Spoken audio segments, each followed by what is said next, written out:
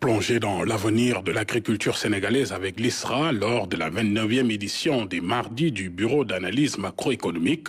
Au cœur des discussions, une analyse prospective des résultats des études Agroéco 2050, esquissant un avenir partagé entre agro-industrie et agroécologie. Salut Sec.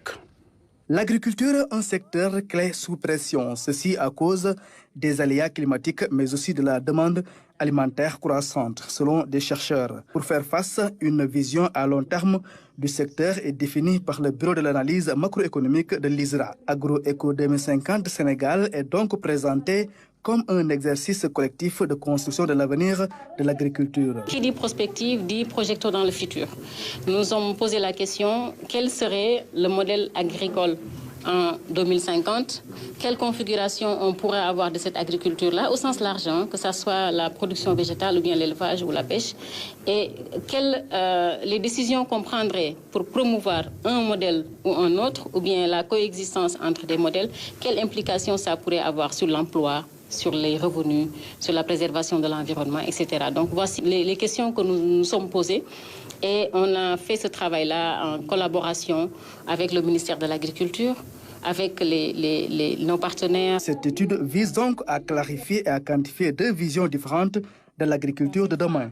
Deux options contrastées sont dégagées. Dans une agriculture industrielle, on promeut l'intensification industrielle. Et dans une agriculture agroécologique, on promeut l'intensification mais agroécologique, c'est-à-dire qu'on utilise les ressources du territoire, des fertilisants qui sont naturels. C'est ça que promeut cette agriculture-là. Donc les deux formes d'agriculture, chacune de ces formes-là a ses justifications, parce qu'aujourd'hui la question qui se pose, c'est comment nourrir une population qui ne cesse de croître. Donc il y a vraiment un besoin d'intensification. Maintenant, comment on intensifie ? Parce que si on intensifie de façon industrielle, on s'inquiète qu'on va détruire notre environnement. C'est pourquoi il est important aujourd'hui de réfléchir comment intensifier durablement.